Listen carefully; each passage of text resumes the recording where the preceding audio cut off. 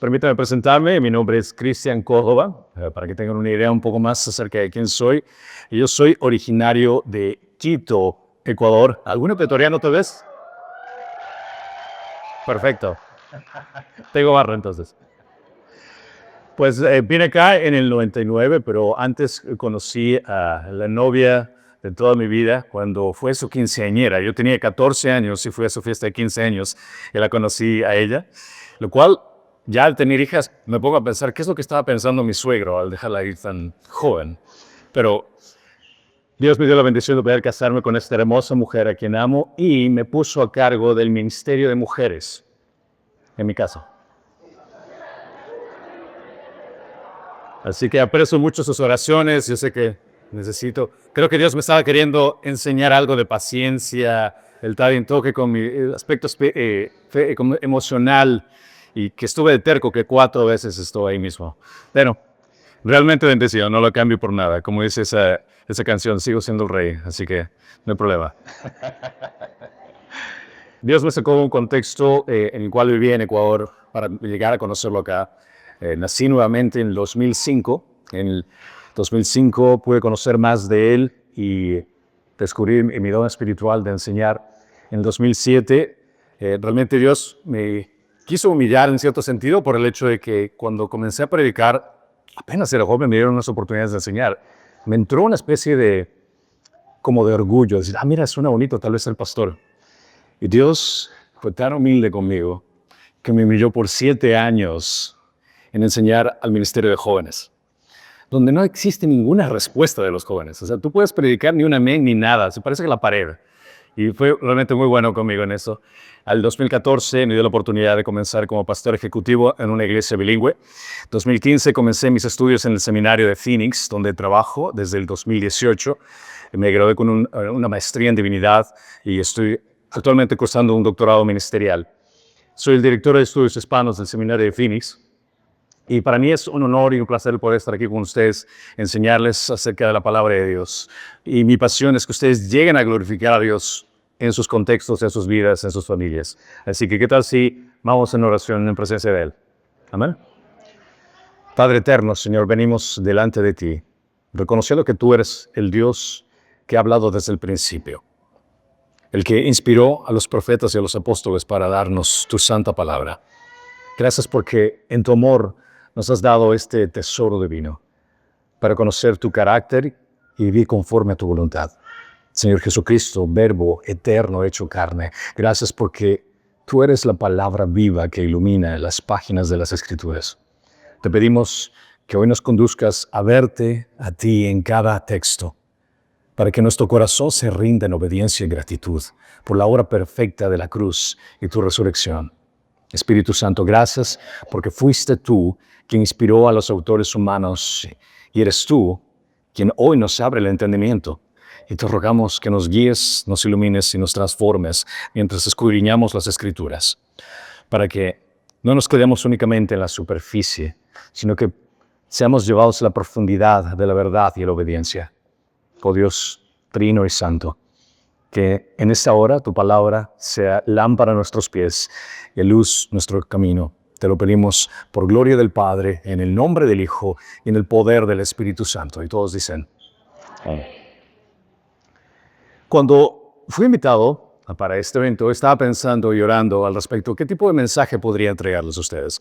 Y se me dieron varias cosas a la mente, entre cosas como temas para la vida cristiana, oración, la familia, servicio a los demás.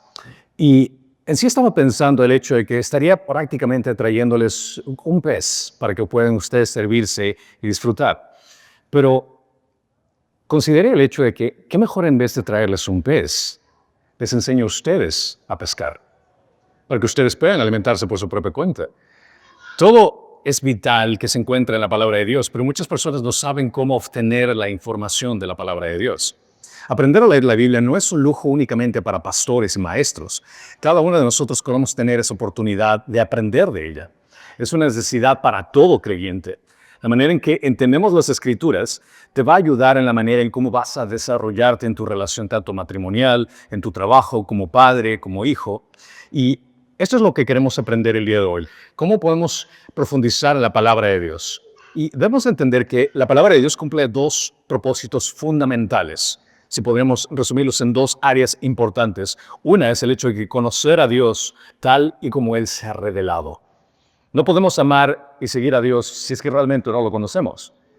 Muchos dicen, bueno, yo amo a Dios, oh, perfecto, y si le haces preguntas acerca de Dios, realmente no tiene mucha información. Entonces, ¿qué tipo de Dios amas? Es por medio de las Escrituras que vas a poder conocer a Dios. En la Biblia descubrimos quién es Él, cómo piensa, qué siente, qué espera de nosotros. Y cada página es una ventana que tenemos abierta para conocer acerca de Dios. La segunda es amar y tratar correctamente a nuestro prójimo. Jesús resumió toda la ley en 2 mandamientos. Y le contestó, amarás al Señor tu Dios con todo tu corazón y con toda tu alma y con toda tu mente. Este es el grande y primer mandamiento. Y el segundo es semejante a este, amarás a tu prójimo como a ti mismo. La Biblia nos enseña a perdonar. La Biblia nos enseña a resolver conflictos. La Biblia nos enseña a cómo enfrentar problemas en la vida en cualquier aspecto, en cualquier contexto. Cuando la palabra de Dios llena nuestro corazón, nuestras relaciones cambian, sabemos cómo lidiar con conflictos apropiadamente, aprendemos a hablar con gracia, a ser pacientes, a buscar paz. Pero, ¿qué si es que no sabemos leerla correctamente? Cometemos 2 peligros. Una es quedarnos en una superficialidad basada en frases sueltas o mal interpretadas. Y segundo, usar la Biblia como pretexto para justificar lo que nosotros queremos en vez de obedecer lo que Dios realmente quiere que hagas. Escudriñar las Escrituras es aprender a leer una carta de amor que Dios te da. Por ponerlo de esta forma, ¿cuántos de ustedes recuerdan, para aquellos casados ya con hijos, cuando tu novia te escribió una carta de amor? Ahora muchos de ustedes están, ¿qué es una carta de amor? Porque son los mensajes de texto recibo, ¿verdad? De diferente generación. Pero sea carta de amor o sea texto, lo que sea, te garantizo que tú te pusiste a leer cada detalle, cada palabra de lo que te estaban escribiendo, porque realmente querías conocer el corazón de la persona que te mandó ese mensaje. En el mundo estamos encontrándonos diferentes conflictos y problemas y Dios nos da en su palabra la forma en cómo lidiar con esos conflictos y problemas. Cuando vemos la palabra de Dios, es en ella donde encontramos realmente una forma de ver al mundo, una forma de lidiar con el mundo y cómo tratar con problemas personales incluso. Ella nos recuerda quién es Dios y quiénes somos en Cristo y cómo podemos responder a esta realidad. Por eso, hermanos, aprender a leer la Biblia no es solo un ejercicio académico, es un acto de vida. El camino para conocer mejor a Dios y poder entender tu contexto, tu identidad en Él, es única y exclusivamente por medio de la palabra de Dios. Pero ahora les puse esa necesidad, pero la pregunta importante es esta. ¿Por qué crees en la Biblia? Si tendrías que responder esa pregunta, ¿cuál crees que sería esa respuesta? Muchos dirían, bueno, porque es la verdad, o porque es la palabra de Dios, o porque me ayuda. Cualquiera de estas respuestas tiene en cierto sentido algo de verdad, pero si la respuesta es el hecho de que es la verdad o me ayuda o funciona para mí, podríamos poner la misma categoría en el libro de los Mormones, en el Corán, en cualquier otra categoría. Si es que estás basando el que tú crees en la Biblia por el efecto que tiene en ti, es prácticamente que tus emociones están determinando que la Biblia es verdad. Tu experiencia es lo que determina que la Biblia es verdad. Pero te voy a poner una respuesta más profunda. ¿Por qué creer en la Biblia? Elijo creer en la Biblia porque es una colección fiable de documentos históricos escritos por testigos oculares durante la vida de otros testigos oculares, reportando eventos sobrenaturales que ocurrieron en cumplimiento de profecías específicas y afirmaron que sus escritos son divinos y no de origen humano. Te lo dejo para que puedas procesar un poco todo esto. En otras palabras, el hecho de que la palabra de Dios sea confiable es porque es verdad. Y porque es verdad, puedes confiar en ella. Eso es lo que hace la diferencia en cualquier otro libro religioso.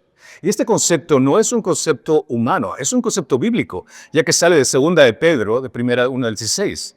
Cuando aquí claramente afirma, porque cuando les dimos a conocer el poder de la venida de nuestro Señor Jesucristo, no seguimos fábulas ingeniosamente inventadas, sino que fuimos testigos oculares de su majestad. Pues cuando él recibió honor y gloria de Dios Padre, la majestuosa gloria le hizo esta declaración: este es mi Hijo amado, en quien me he complacido. Nosotros mismos escuchamos esta declaración hecha desde el cielo cuando estábamos con él en el Monte Santo. Y así tenemos la palabra profética más segura, a la cual ustedes hacen bien en prestar atención, como una lámpara que brilla en lugar oscuro, hasta que el día despunte y el lucero de la mañana aparezca en sus corazones. Pero ante todo sepan que ninguna profecía de las Escrituras es asunto de interpretación personal, pues ninguna profecía fue dada jamás por un acto de voluntad humana, sino que hombres inspirados por el Espíritu Santo hablaron por parte de Dios. Las Escrituras es un concepto que podemos entender que va mucho más allá de un libro religioso. Es un libro histórico que revela la realidad en la cual nos encontramos. Considera que las Escrituras no es únicamente un libro de religión. Es un libro que expresa la realidad en la cual te encuentras. Cuando lees la palabra de Dios, no vas a encontrar una definición entre vida secular y vida religiosa. Las Escrituras muestran una realidad en la cual nosotros vivimos. Y al entender esa realidad es lo que te va a ayudar a entender mucho mejor quién es Dios, quién eres tú y cómo conectarte con los demás. Debemos entender que la Biblia es inspirada por Dios. La Biblia fue escrita por autores humanos, correcto, pero tiene un aspecto divino que fue inspirado por Dios. La Biblia es un proceso en el cual Dios se dirigió a ciertas personas para revelar su mensaje a la humanidad. La palabra clave aquí para entender es exhalada por Dios, que fue inspirada por Él. Eso quiere decir que los 66 libros que encontramos en las Escrituras son inspirados. Los autores fueron impulsados por el Espíritu Santo para producir un documento que es exhalado por Dios. Como dicen las Escrituras, 2 Timoteo 3:16, toda Escritura es inspirada por Dios y útil para enseñar, para reprender, para corregir, para instruir en justicia, a fin de que el hombre de Dios sea perfecto y equipado en toda buena obra. Considera esto. La Biblia tiene la misma autoridad que si Dios te estuviera hablando auditivamente. A ese nivel. Entonces, al entender esta profundidad, cada vez que nos dirigimos a la palabra de Dios, debemos entender que estamos teniendo un contacto con el Dios Todopoderoso por medio de su palabra. Es que aquí es una buena relación para poder tener una conexión perfecta con Dios. Cualquier relación matrimonial, de amistad, de trabajo, necesita una buena comunicación. Y para tener una buena comunicación, necesitas hablar y escuchar. Tú hablas con Dios cuando oras, cuando expresas tu corazón, cuando le haces caer en cuenta todo lo que está en tu vida. No por el hecho de que Él necesite saber porque Él no sepa nada, sino porque tú necesitas comunicarte con Él. Y el escucharlo a Él viene única y exclusivamente por medio de su palabra.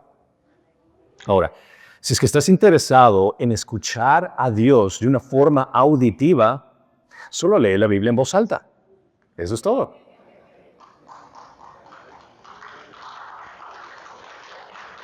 Nuestra neta debería ser entender correctamente el significado de la palabra de Dios, porque esta palabra de Dios es verdadera y confiable. Eso es lo que se conoce con la palabra de inerrancia. Inerrancia significa que la Biblia, en sus escritos originales, en sus autógrafos, los autógrafos que significa, es verdadera y confiable en todo lo que afirma, sin error alguno en cuanto a lo que Dios quiso comunicar. Inerrancia no quiere decir que cada copia, que cada traducción esté libre de errores. Debemos entender que las Biblias que tú tienes en este momento, esa Biblia no es inerrante. Los originales es el término que se utiliza como completamente confiables, sin error. Se refiere a lo que el Espíritu Santo inspiró en los autores para poder escribir los originales, los autógrafos, por ponerlo de esta forma, que es exacto y digno de confianza. Incluso Jesús mismo lo afirmó. Cuando mencionó, no piensen que he venido para poner fin a la ley o a los profetas. No he venido para poner fin, sino para cumplir. Para que en verdad les digo que hasta que pase el cielo y la tierra no se perderá ni la letra más pequeña, ni la tilde de la ley hasta que todo se cumpla. Él afirma que cada cosa que Dios inspiró a los autores para escribir es correcta, es verdadera, es confiable. Es por eso que podemos entender en las palabras que Dios no puede mentir. Dios es verdadero y por lo tanto su palabra escrita es verdad, es confiable. La inerrancia de las Escrituras se podría analizar como este punto, vuelvo al sentido. La inerrancia viene a ser en los autógrafos originales, lo que los autores escribieron. Y nosotros tenemos lo que yo les voy a presentar más adelante, lo que es la traducción de un proceso que llegamos hasta ahora. Pero para que entiendas esta perspectiva de inerrancia, imagínate que un arquitecto diseña un plano para una casa. Ese plano original dibuja cada medida, detalle, indicación exacta. Ahora, alguien quiere hacer una copia de ese plano. Si es que alguien hace una copia de ese plano y se equivoca en algún número, eso no quiere decir que el original esté equivocado. Significa que la persona que hizo la copia y que falló en un número se equivocó. Así es con la Biblia. Los escritos originales que Dios inspiró son perfectos e inerrantes. Aunque existan pequeñas diferencias entre las copias y traducciones, el mensaje de Dios sigue siendo fiel y verdadero porque el plano original es confiable. La palabra de Dios inspirada no tiene error. Ahora, la pregunta racional que se viene con esto es, si los manuscritos son confiables, son inerrantes, ¿cómo podemos saber que la Biblia que estoy cargando en mi mano es confiable? Qué bueno que hagas esa pregunta, porque aquí viene la parte de lo que es el canon y la parte de las traducciones. La palabra canon viene del griego canón, que significa vara de medir o regla. Cuando hablamos de canon de la Biblia, nos referimos a una lista de libros reconocidos como inspirados por Dios y por tanto son de autoridad divina.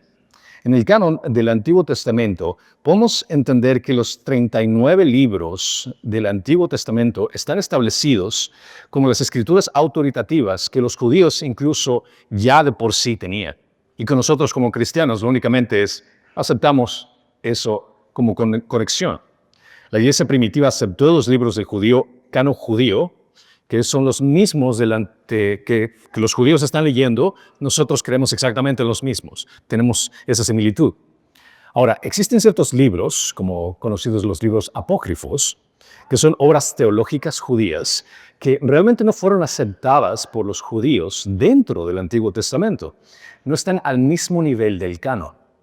Existen dos tradiciones textuales, son el canon palestinense, que es el hebreo tradicional, que son los 39 libros que nosotros conocemos, y el canon alejandrino, que es parte de la Septuaginta, que están aquellos libros adicionales que se consideraban como apócrifos, como son libros de Tobías, Judith, Sabiduría, Eclesiástico, Baruch, Macabeos, primera y segunda Macabeos, por poner una de referencia. Ahora, si estás preguntando, ¿y esos libros dónde se encuentran? Si es que viniste desde una tradición religiosa católica romana, te vas a dar cuenta que los libros que se encuentran en el Antiguo Testamento, que la Biblia que ellos utilizan, es diferente a la de nosotros. La Iglesia Católica en el Concilio Trento de 1546 declaró canónicos estos libros adicionales, denominándolos deuterocanónicos, mientras que los cristianos, nosotros protestantes, no reconocemos estos libros en el Antiguo Testamento. Y existen ciertas razones por las cuales no los consideramos como canónicos, como la regla, la norma a seguir. En primer lugar, es que ninguno de estos libros menciona la llegada del Mesías. No hay profetas en estos libros.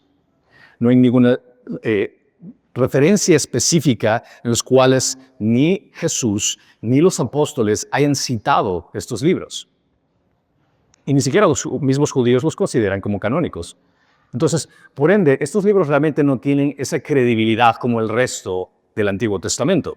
Son libros de historia muy interesantes, vale la pena leerlos solo por curiosidad, pero realmente no puedes sacar una doctrina, una norma de estos libros. En el Nuevo Testamento, que se escribió y copió y extendió en el periodo de los años 49 al 95 después de Cristo, mientras estaba la propagación del cristianismo, al terminar el siglo I, la Iglesia aceptaba ampliamente los 4 evangelios, el libro de Hechos y las cartas de Pablo como literatura autoritativa y canónica.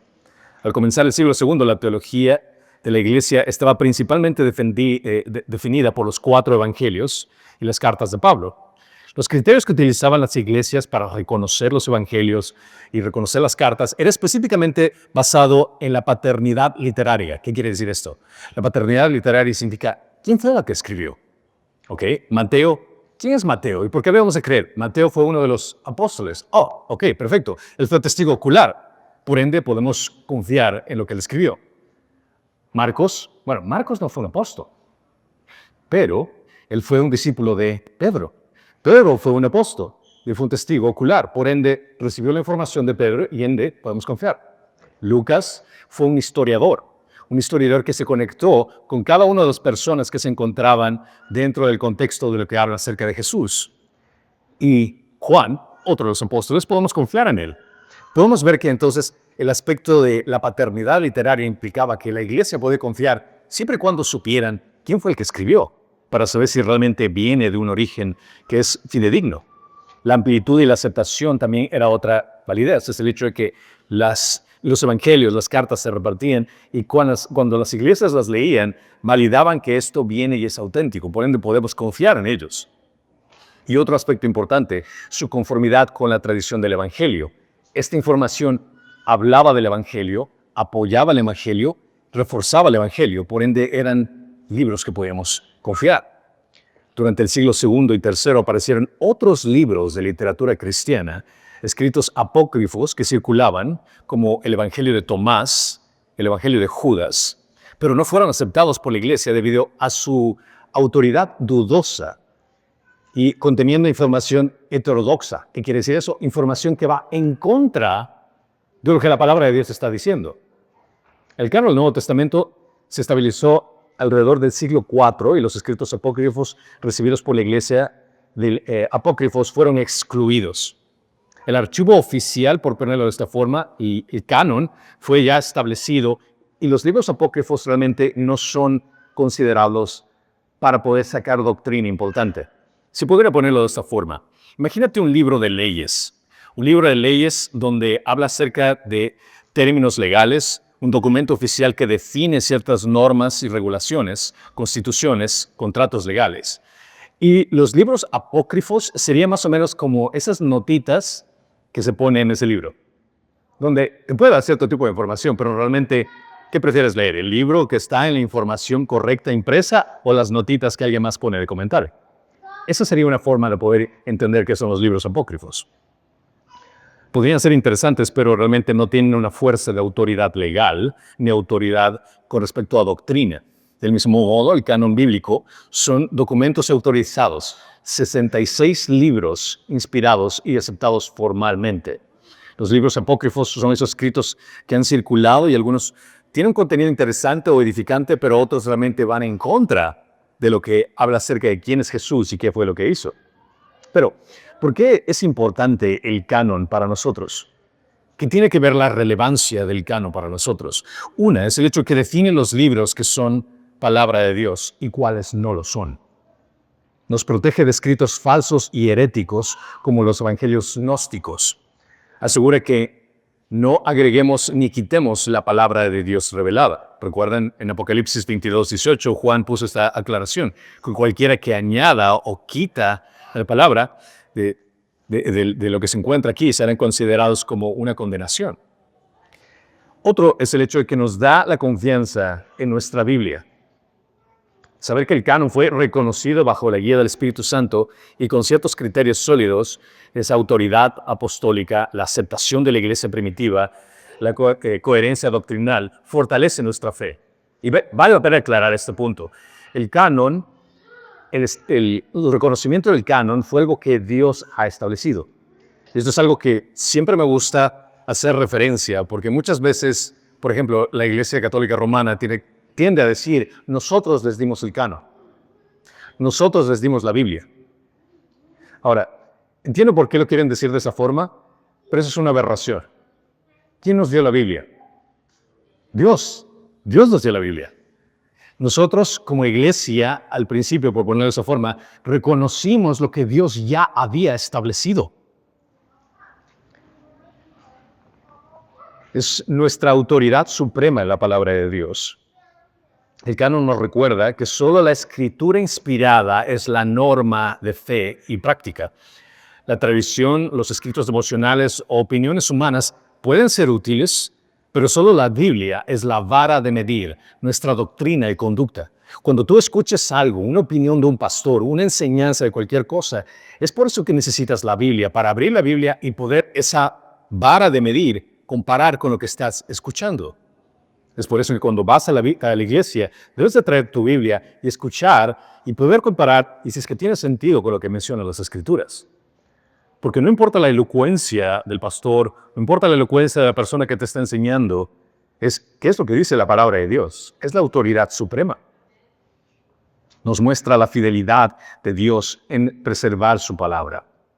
El canon bíblico no fue establecido en solo un día, sino que fue un resultado de un proceso cuidadoso, gradual y guiado por el Espíritu Santo.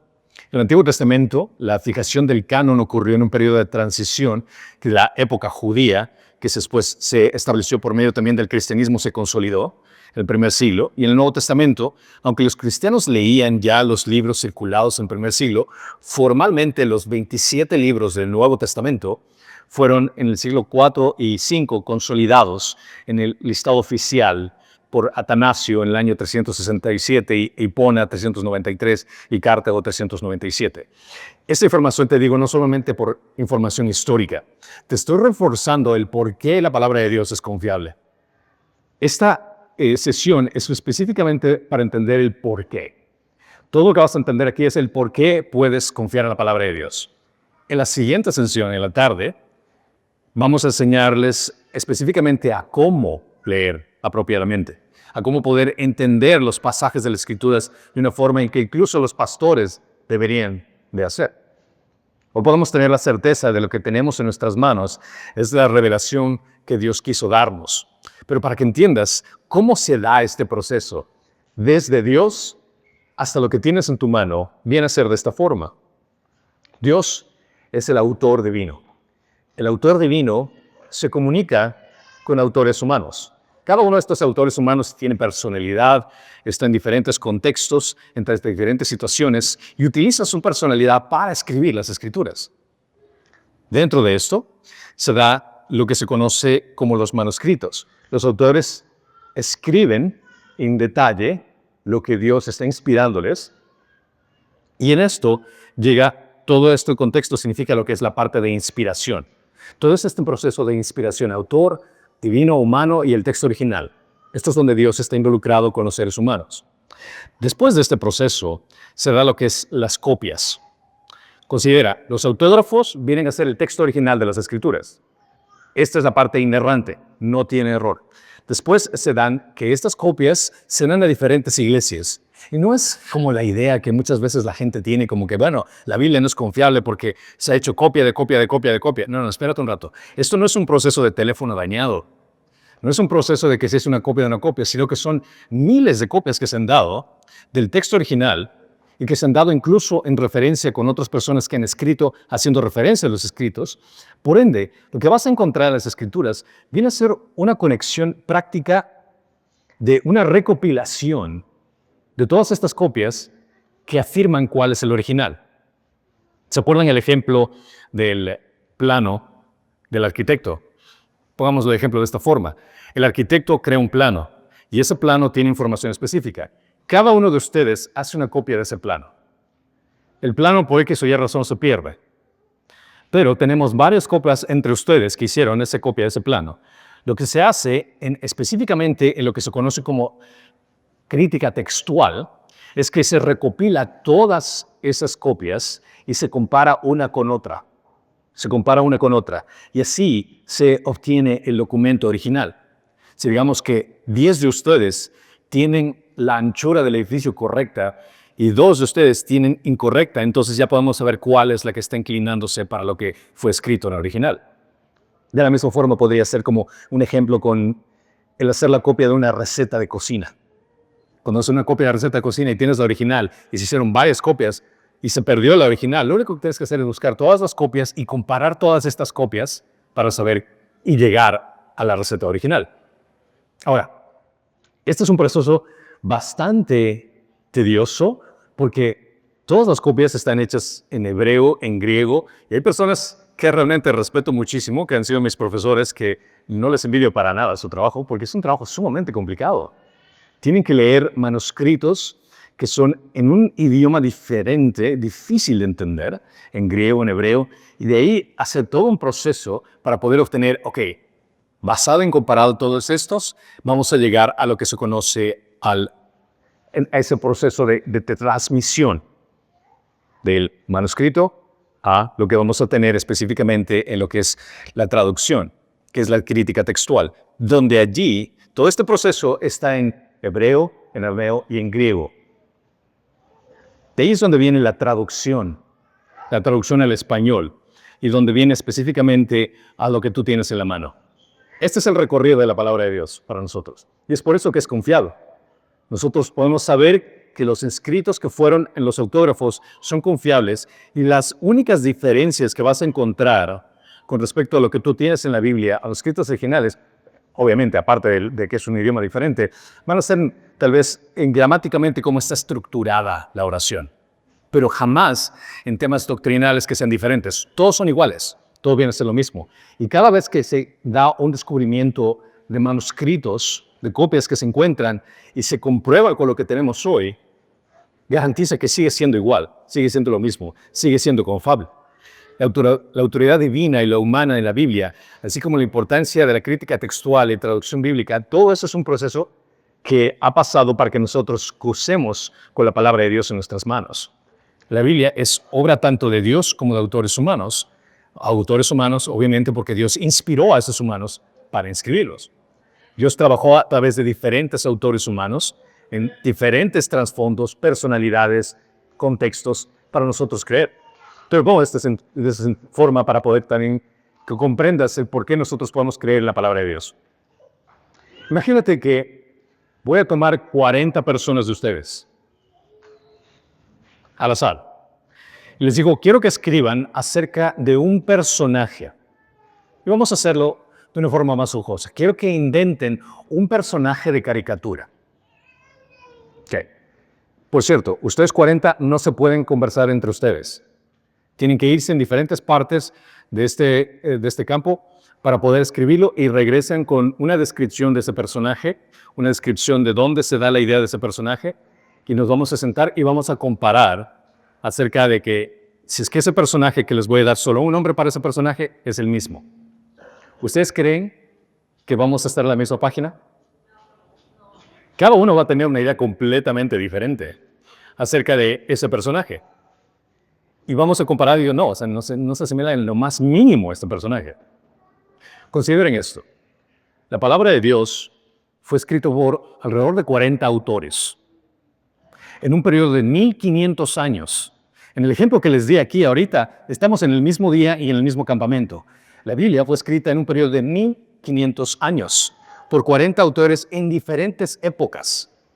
Esos autores, algunos eran reyes, otros profetas, otros pastores, en contextos completamente diferentes.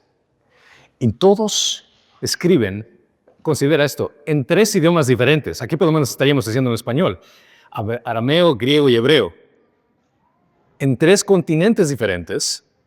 Y todos hablan acerca del mismo Dios, del Dios Todopoderoso que va desde Génesis hasta Apocalipsis en una conexión perfecta y absoluta.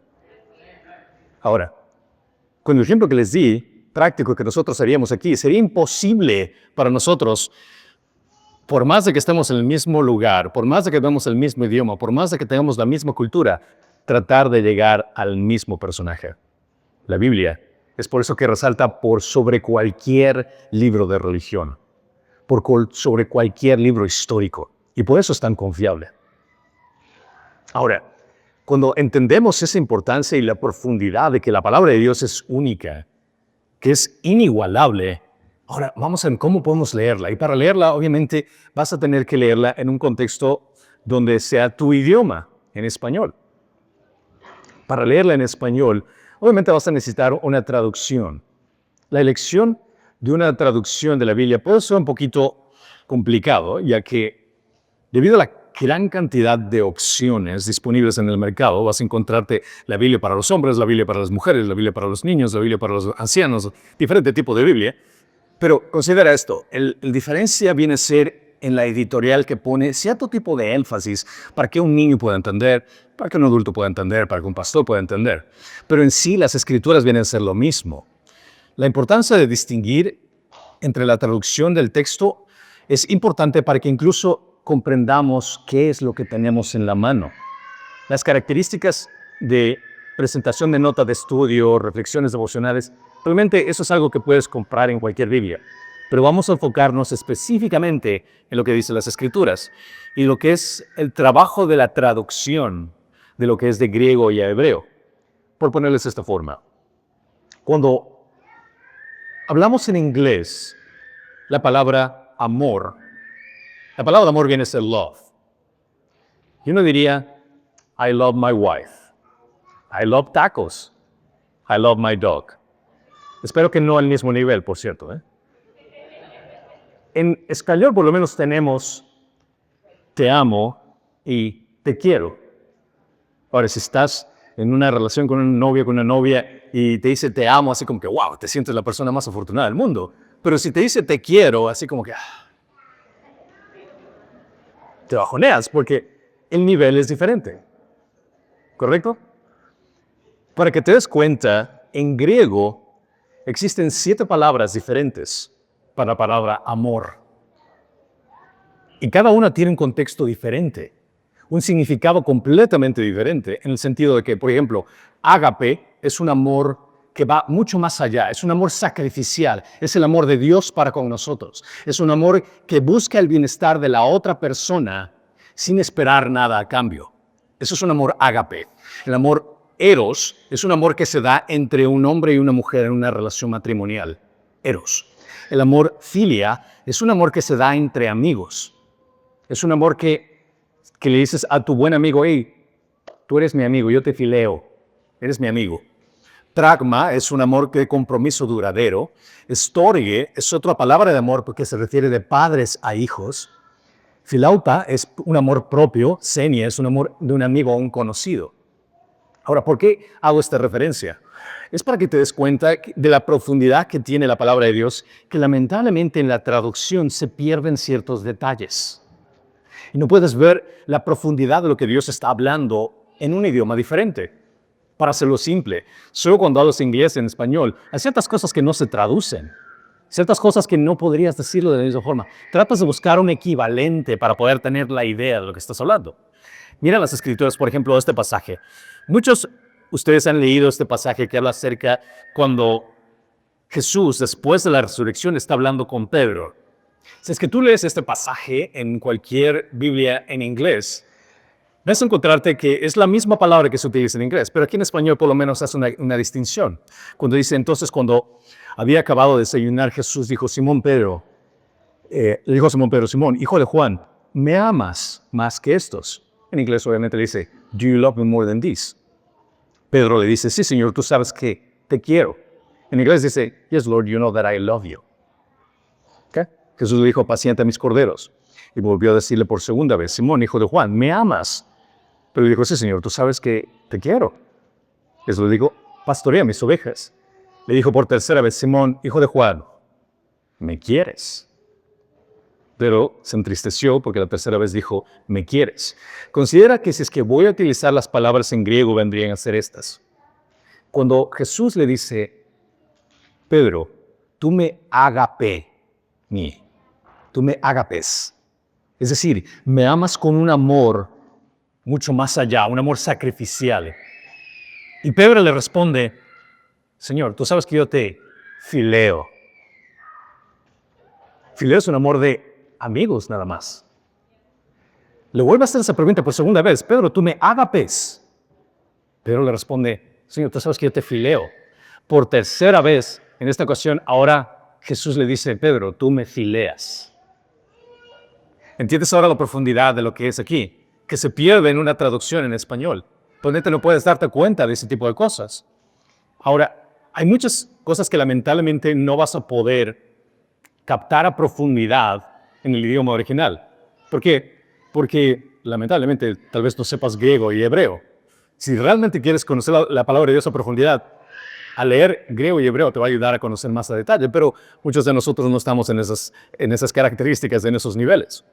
Alguna vez escuché a un maestro, un profesor que decía, el leer las escrituras en una traducción sería como besar a la novia con un velo.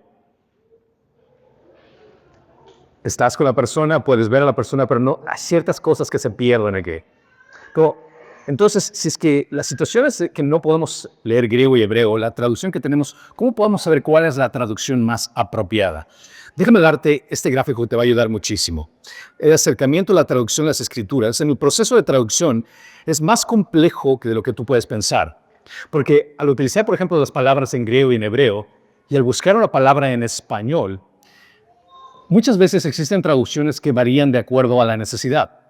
Hay traducciones que se conoce como una traducción más formal. Formal sería el hecho de que un comité de traductores lee la palabra en griego, lee la palabra en hebreo, y voy a buscar una palabra igual en español. Y al buscar una palabra igual en español, voy a definir lo que está diciendo ahí. Una traducción más funcional vendría a ser el hecho de que el traductor, en lugar de hacer una traducción de la palabra, traduce la idea, para que puedas tener la idea de lo que está hablando. Es por eso que, ¿cuántos de ustedes levantan la mano que tiene la Biblia Reina Valera? Okay. Apuesto que cuando lees la Reina Valera, muchas veces necesitas un diccionario al lado porque hay palabras que no entiendes, que son un poquito complicadas. Y es por el hecho que esa es una traducción más formal. Es una traducción que da más, trata de estar lo más cercano al significado del texto. Ahora, hay otras traducciones que vendrían a ser más funcionales, es decir, que son unas traducciones que te dan la idea del texto. Unas traducciones serían como Nueva Traducción Viviente, una traducción sería como Nueva Versión Internacional, viene a ser dependiendo que se encuentra. Entonces, el rango viene a ser, ¿quieres una traducción que se apegue más literalmente a la traducción? ¿O quieres una traducción que te ayude a tratar de entender mejor la idea de lo que está dándose en el texto? Basado en esto, mi pregunta para ti es, ¿qué depende cuál es el objetivo? Cada traducción es diferente y cada traducción te va a ayudar dependiendo del contexto.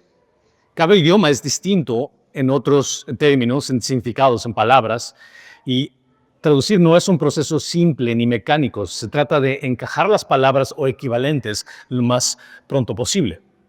A lo cual viene esto. ¿Cómo escoger una traducción adecuada? Para escoger una traducción adecuada, ¿qué tipo de traducción de Biblia al español podría leer? Viene a ser esto. Uno, elige la traducción que utilice un lenguaje actual comprensible para el lector moderno. Elige una traducción que ha aparecido en los últimos 50 años. Y uno pensaría, bueno, pero ¿por qué tan actualidad? ¿No sería mejor, más antigua una traducción? No, la idea es el hecho de que cada vez se está aclarando mejor ciertas palabras y significados en copias que se están traduciendo. En la crítica textual, en lo que se está haciendo de griego a hebreo a un texto original, de ahí se hace la traducción en español. Este texto cada vez va mejorando por más manuscritos que se van aclarando en ciertas palabras. Por ende, una traducción más actual se va a referir a un manuscrito, a una traducción de manuscrito de griego y hebreo mucho mejor. Y sobre todo, por el hecho que palabras cambian. Las palabras tienden a tener otro significado en la actualidad. Por ejemplo, si es que hablas con tu abuelo o con tu abuela y utilizas cierto tipo de palabras y él te va a decir, mijito, ¿qué me estás diciendo? No te comprendo lo que hablas. Es porque ciertas palabras cambian. Entonces, una traducción necesita un lenguaje más actual. Es por eso que la Reina Valera, ¿cuántos de ustedes hablan tipo Reina Valera? Ninguno de nosotros hablamos con ese tipo de lenguaje, porque es un lenguaje un poco más antiguo. Entonces, por ende, un lenguaje más moderno te va a ayudar a comprender mejor. Te sirve por una traducción basada en textos de hebreo y griego reconocidos por eruditos. ¿Qué quiere decir esto? Recuerda que les mencioné. Originales, de los originales se hicieron varias copias, de las varias copias se recopilaron a un documento en el cual de ese documento se hacen las traducciones. Ese documento podría ser el Antiguo Testamento que goza con mayor reconocimiento, es la Biblia hebraica Stuttgartia. Si es que abres tu Biblia, es muy posible que vas a encontrar en la primera página de dónde sacaron la traducción de esa Biblia. Del Nuevo Testamento son el Nuevo Testamento griego de Sociedades Bíblicas Unidas o el Novum Testamentus Grace de Nestlé y Erland. Eso serían las traducciones que, si lo pongo de esta forma, si quieres entender la Biblia a perfección, esas serían las traducciones, los originales, bueno, las copias que se encuentran de griego y hebreo que podrías leer. Pero, si es que no entiendes esos, que tu Biblia sea sacado de eso, por lo menos, traducido de esos documentos. Otro punto, es mejor optar por una traducción realizada por un comité que un traductor. Tan simple como esto. Si es que todos nosotros aquí hablamos inglés en español y queremos ayudar a traducir un documento, sería mucho mejor el hecho de que todos estemos trabajando en el mismo documento y después comparar ese documento para ver si es que estamos bien, aunque solo una persona se encargue de hacer ese proceso. Una persona puede cometer errores. Varias personas pueden haber errores, pero se puede filtrar mejor. Entonces, una traducción tiene que venir de un comité, de un grupo de personas que haya hecho esa traducción. Y cuarto, elige una traducción apropiada al propósito para que quieres utilizar la Biblia. Si quieres usarla de carácter devocional o para niños, te recomiendo que realmente le des una traducción más funcional. ¿Qué quiere decir esto? Una traducción que sea fácil de leer, fácil de entender. Es más, no solamente para niños. Si es que tú nunca has leído la Biblia por completo, te recomiendo que comiences con una traducción más funcional. Una vez que hayas leído la Biblia por completo en una traducción más funcional, como sería la Nueva Traducción Viviente, la Biblia de las Américas está como entre la mitad. La Nueva Biblia de las Américas está mucho más como formal, pero aún así es mucho más fácil de entenderse. Pero ve por una traducción viviente, Nueva Traducción Viviente, para que puedas entender la idea. Una vez que hayas leído la Biblia por completo y entiendas la idea, puedes comenzar a moverte para una traducción cada vez más formal, si gustas de esa forma. Utiliza, por ejemplo, para predicar el Evangelio o personas que dan enseñanzas, estás esperando que la persona estudie de una traducción más formal, que entienda el texto para poder explicarlo de una forma más funcional. Porque si es una persona que enseña las Escrituras, enseña de una traducción muy funcional, se puede ir mucho más allá y tergiversar el mensaje original. Si tu audiencia está formada por personas que tienen el español como segundo idioma o inglés como segundo idioma, igual, nuevamente, utiliza una traducción que sea de un lenguaje sencillo. Si vas a una iglesia que utiliza Reina Valera, puedes recurrir a la Reina Valera del 95, si es que eso puede ser una forma de referencia. Como estudio bíblico personal, Nueva Biblia de las Américas, Reina Valera 2020 también es muy buena. Cualquiera de esas te puede ayudar muchísimo. Pero el punto viene a ser esto. ¿Tienes la razón por la cual puedes leer la Biblia?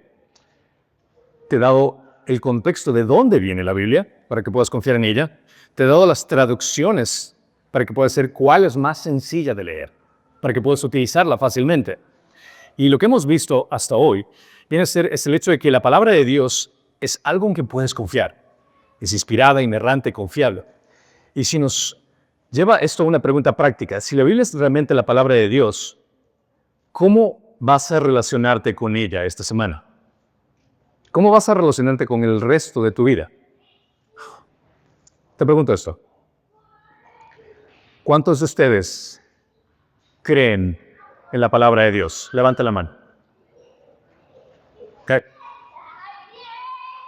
Segunda pregunta es esto. ¿Cuántos de ustedes han leído por completo la Biblia? El número es menor. Considera eso.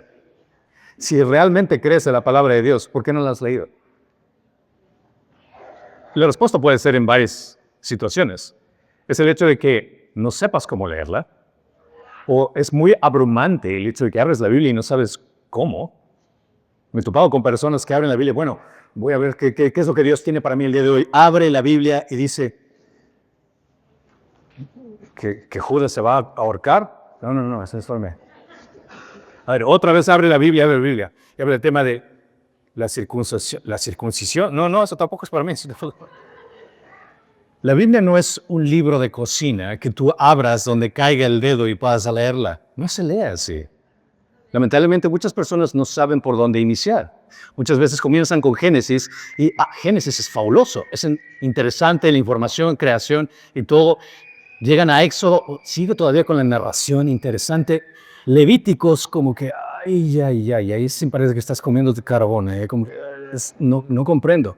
Deuteronomio, no, ya ahí botas la talla, porque realmente, o sea, ¿qué es esto de los sacrificios y tanta cosa, que la tienda y tabernáculo? No, o sea, te rindes. Es por eso la importancia de saber cómo leer la Biblia. Y eso es lo que vamos a aprender en la segunda sesión. Te voy a dar herramientas para que tú puedas aprender a pescar por tu propia cuenta, para que puedas alimentarte por tu propia cuenta. Porque lamentablemente muchas personas van a la iglesia los domingos para alimentarse única y exclusivamente los domingos. Y eso es lamentable. Te lo pongo de esta forma. ¿Cuántos de ustedes trabajan en construcción? Ya, algunas personas en construcción. Imagínate esto. ¿Podrías aguantar sin comer todo el día para la construcción? En lo absoluto, te desmayas inmediatamente. ¿Por qué? Porque tu cuerpo necesita energía, tu cuerpo necesita vitalidad para trabajar. Ahora,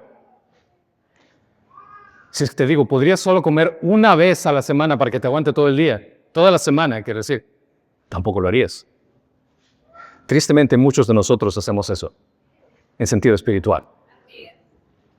Vamos a la iglesia una vez que nos den un plato de comida espiritual donde conocemos más de Dios y pasamos el resto de la semana muriéndonos de hambre, débiles en nuestra carne, yendo al mundo, y después nos preguntamos, ¿por qué me pasa estas cosas? ¿Por qué estoy teniendo conflictos? ¿Por qué estoy teniendo problemas? ¿Por qué estoy teniendo estas dificultades?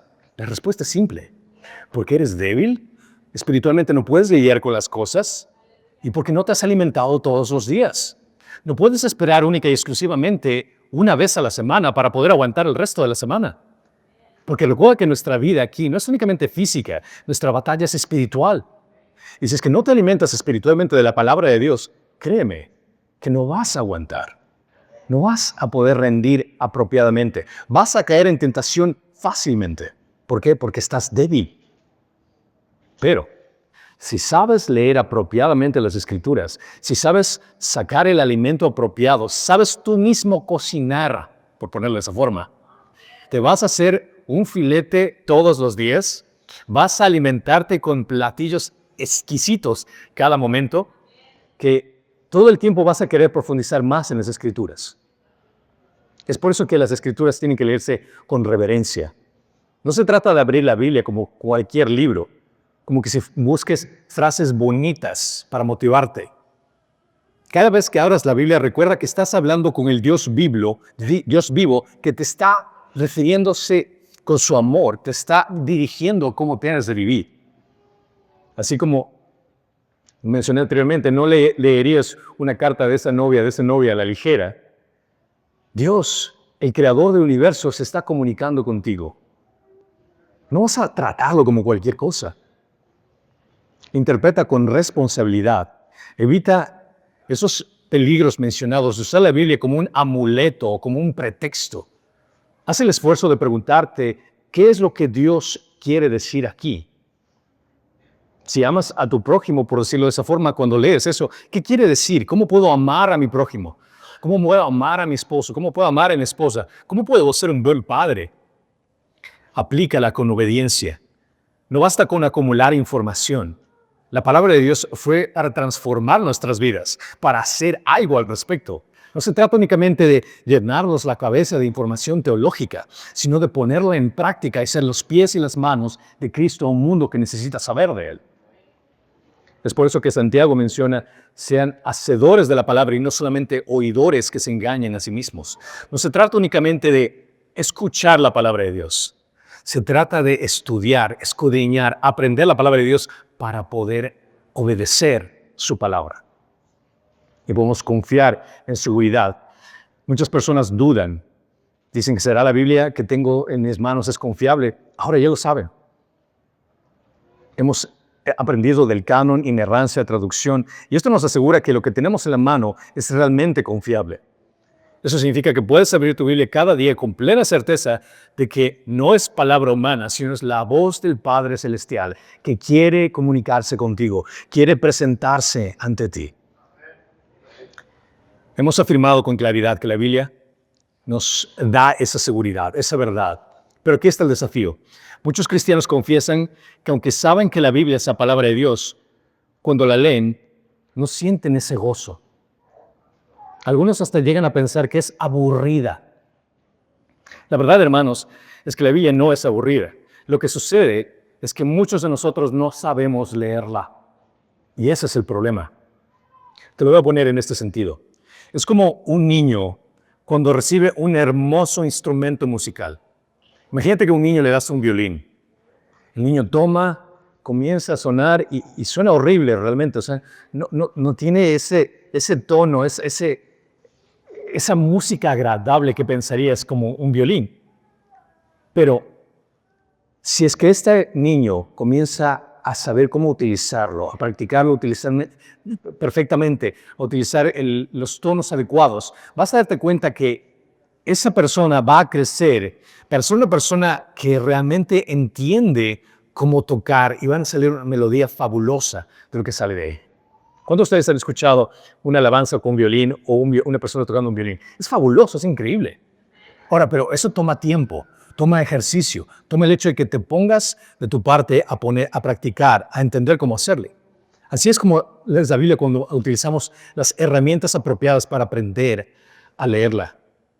Descubrimos que el texto, que antes parecía difícil, que antes parecía seco, se convierte en una fuente de gozo, de sabiduría. Esto yo lo experimenté en carne propia.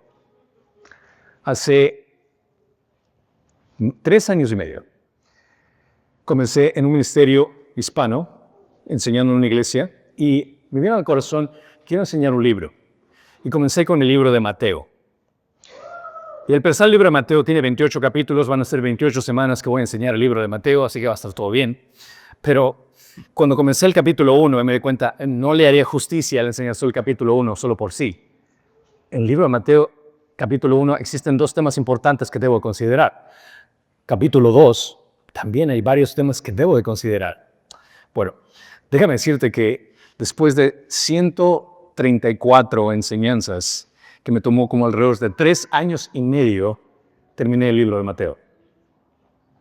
Y es porque para mí también fue una experiencia impresionante el ir a las Escrituras y cosas que yo había leído antes, pero que ahora estoy estudiando y digo, wow, esto yo no había caído en cuenta. Las herramientas, comencé a utilizarlas y a profundizar en la palabra de Dios.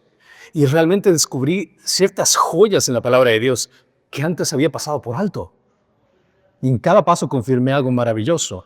La Biblia es tan clara que un niño podría chapotear a las orillas de esta mar, pero es tan profunda que ni siquiera el teólogo más capacitado podría tocar la profundidad de su conocimiento. En mi experiencia de enseñar el libro de Mateo me di cuenta que no podría humanamente enseñar toda la Biblia.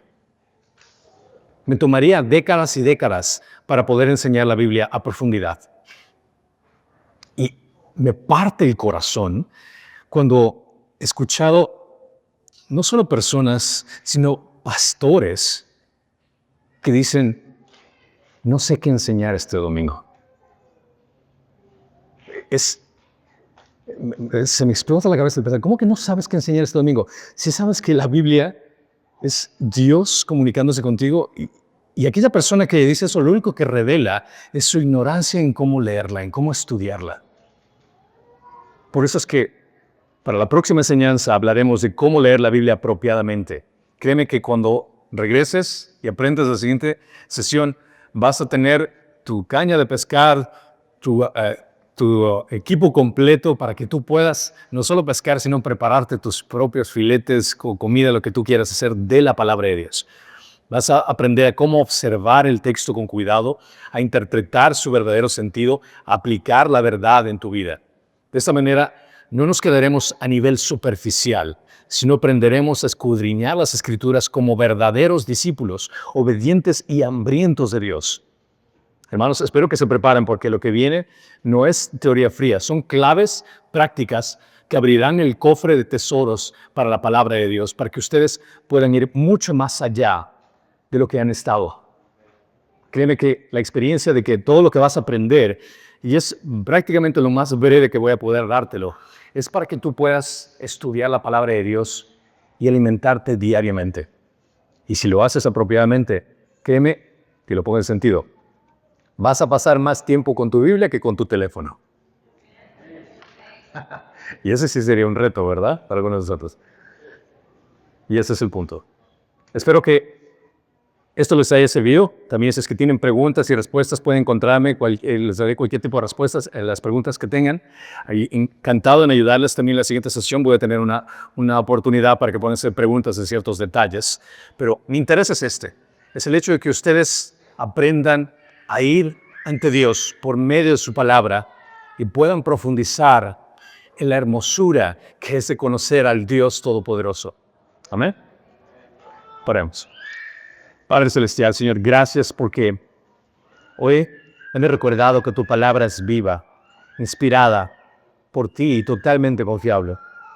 Te bendecimos porque en tu fidelidad la preservaste a través de los siglos. La pusiste en nuestras manos para guiarnos en cada aspecto de la vida. Señor Jesucristo, gracias porque tú eres la palabra hecha carne. Al contemplar las Escrituras, vemos tu gracia, tu sacrificio y tu gloria. Te pedimos que nos hagas no solo oidores, sino hacedores para vivir cada día en obediencia a tu voz. Espíritu Santo, abre nuestros ojos para que lo que leamos superficialmente la Biblia se quede mucho más profundo de lo que creemos. Que podamos entender, Señor, y tener esa hambre de conocer más de Dios. Danos disciplina, humildad, pasión para escudriñar las Escrituras y aplicarlas a nuestra familia, en nuestros conflictos, en nuestras pruebas, en nuestro servicio, Señor. Oh Dios Trino, permite que en este estudio no quede solo en teoría, sino que produzca convicción y transformación en nuestras vidas. Y mientras nos preparamos para seguir aprendiendo cómo interpretar tu palabra con fidelidad, despiertes en nosotros ese deseo de amarte más, de amarte mejor. Señor, te pedimos por gloria del Padre esto, en el nombre del Hijo y en el poder del Espíritu Santo. Y todos dicen, amén.